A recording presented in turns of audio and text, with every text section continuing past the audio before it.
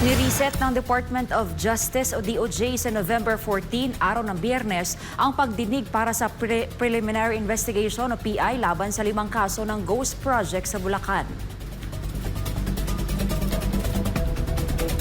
Ngayon sana ang schedule ng PI pero dahil may work suspension dahil sa bagyo, ay inilipat nga ito sa ibang araw. Ayon sa tagapagsalita ng DOJ na si Attorney Polo Martinez, padadalhan ng kopya ng reklamo ang mga respondents sa pagdinig.